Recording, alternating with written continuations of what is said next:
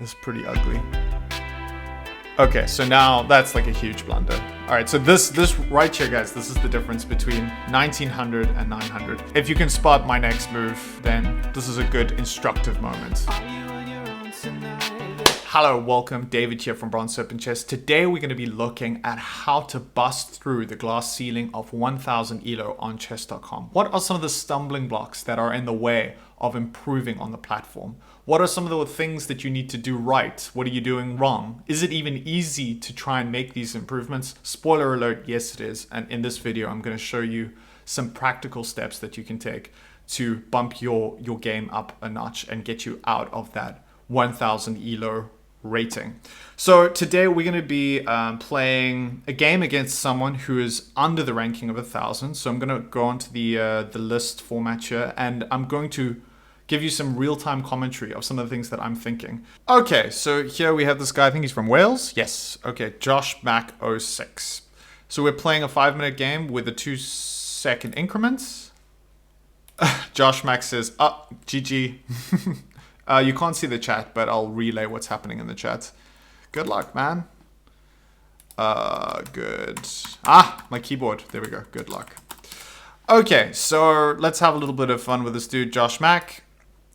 So he's playing the Caro-Kann defense. This is like one of my favorite ways of defending with the black pieces.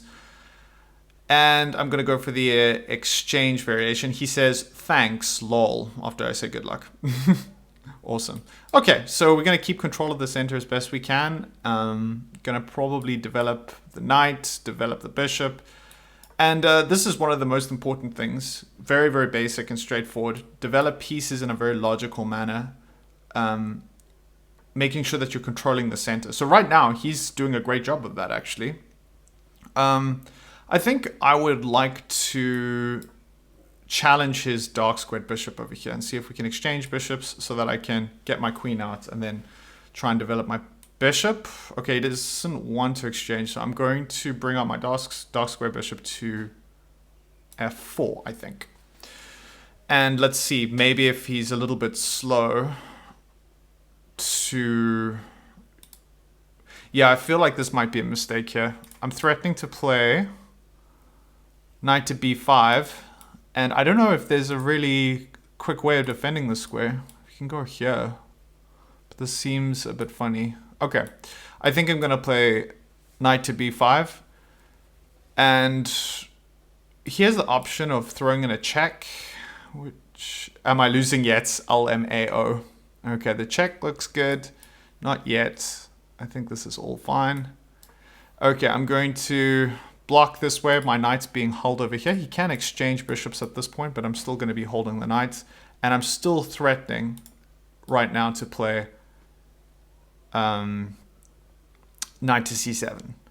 So this opening has turned into a little bit of like a tactical thing. I don't know if I'm ahead. I don't know if this is winning. I definitely have a little bit of an advantage here, at the very least. So I need to spend a bit of time looking at this position to figure out how good or bad I am. That looks a bit funky though. I'm not sure about this move. So firstly, I can just take the pawn. The question is how. If I take this way, I could probably jump in with the knight. I feel like I've got to go this way. I'm going to take with the knight. This might... I'm not 100% sure about this move, but... Okay, he opts to take. And now I feel like he's in trouble because it's not entirely clear how he defends here. Can play... Rook to c8 seems like the logical way of defending the square. And I think that's actually okay, in which case I'll probably just castle and say, okay, I can't see any more tactical ways to punish my opponent. So we're just going to go for safety first. If he's feeling like super adventurous, he could do this, but I don't think that works, so I just immediately jump in. He has to defend the square. That needs to be the priority, which he does. So he's doing great here, actually. He's doing completely fine. Now, the question is... The idea here, I think, is that there's a couple of things. I could go for a long-term advantage by just taking the knight. He takes back with a pawn. He's got doubled pawns. And that's going to be a long-term disadvantage. The issue I have right now is that he's actually threatening this. And after I move back, I have to take... when the bishop takes, I have to take back with the pawn. And that's not great for me. But I feel like I can have other ways of putting pressure with tempo. So I'm going to castle first.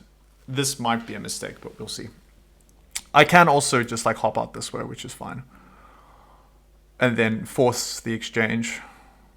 It's kind of a weird move here. I think, is this a move? It might be. Queen to a6, preventing this and putting a pin. Nah, I don't think it's a big deal. It's probably fine. Because I can just defend with a4 and then move my queen wherever.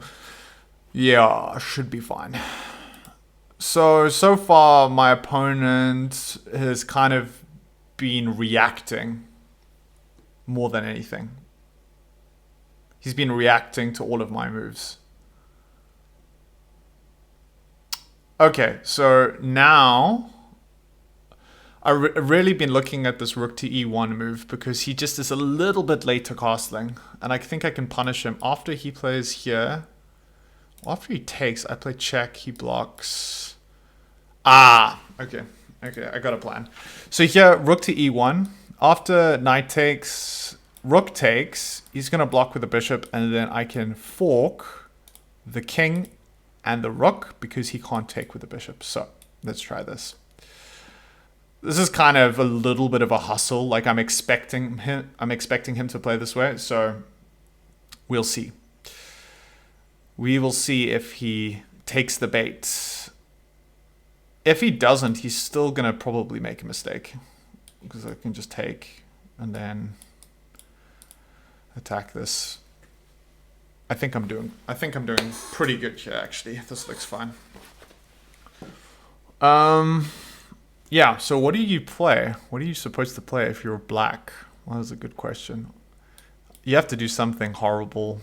Forfeit castling rights, move your king, get out of the pen, and it's just ugly. It's pretty ugly. Okay, so now that's like a huge blunder. All right, so this right here, guys, this is the difference between 1900 and 900. So if you can spot my next move, then, you know, this is a good instructive moment. Okay, I'll give you a second. So the idea here is that he's a little bit scared of my bishop, so he wants to get rid of it. But the problem is that I'm going to do a discovery. Where can I move the bishop so that I can punish my opponent and get maximum return on this opportunity? And it would be bishop to c7. Now the idea here is quite simple. I'm attacking the king with a discovery, and I'm also attacking the queen at the same time. So that move that he just played out described as like a huge blunder, and basically that's going to end the game. He has a couple of options here, blocking, but he just loses the queen, and it's not even like he gets anything in return for it. He just loses the queen outright, and that's really it's like unnecessary. Okay, so don't take with the rook. Can't take with the rook because the knight's going to move in for the fork. Okay, GG, dude. GG. Nice try. Okay, so let's go to the analysis and see what we can glean from this game. What can we learn from this game? I think this is quite an instructive game. For the opening, here you can see he actually plays so well. He plays rock solid for the opening. Really solid stuff for the Caro-Kann defense. Okay, these are inaccuracies from both of us, but not like game-changing inaccuracies. I'll spend a bit of time looking at that in the opening.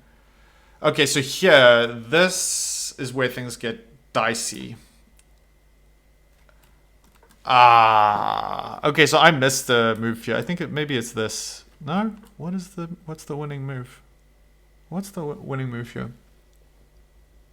Wow, this is hard for me to see.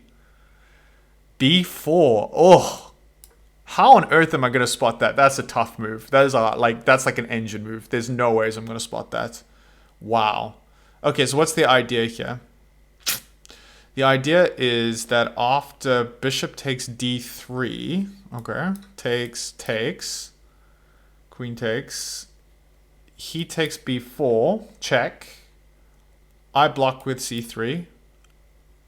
He plays back to, he plays to c4 here. And then after takes, I've got the fork at the end. Okay.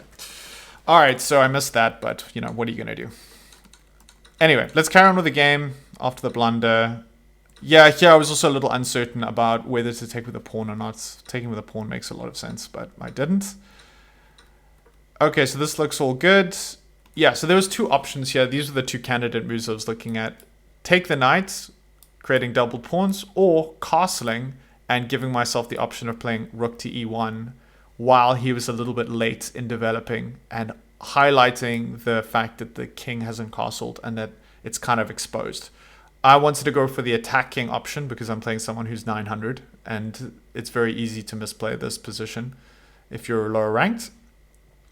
Okay, so this is where things get interesting. I play the correct move, and then here, this is, although it says excellent, it's just the position's lost anyway. There are no really good moves. But yeah, my suggestion in the game was king to d8, and that's what the engine wanted, but this is not a good move. Picking up the queen, and then the rest of the game is just basically, yeah, it's unremarkable because my opponent is down so much material. So let's talk about the takeaway from this game if you're 900. Opening, maybe you spend a little bit of time looking at the opening. That's all great. I'm going to actually forgive him for this move because it's a move I would have played, truthfully. I don't think many very strong players, maybe grandmasters, will notice that you can actually play b4. That's a tactic here. It's a difficult one to spot, but it does make sense. Here, this is for me, from just a very practical sense, the biggest, the first big error, and that's playing here. It's quite simple. The piece is being attacked 1, 2, 3 times, and he's defending it once. Therefore, you're going to lose the piece. If you're holding the pawn 3 times and I'm attacking it 3 times, it's all good. You can use that to kind of bust through the center. But here he's not. It's just a free pawn for me. I don't have to do anything. I can just take with the pawn. I can take with the bishop and just exchange and pick up the pawn that way. It's just outright a bad move. And that's why it's flagged as a blunder. So, okay, I don't play it perfectly, but it doesn't really matter. After that, like, he's already way out of like any sort of salvageable, like the position isn't salvageable at this point because it's already +4 for white. The king is out in the open.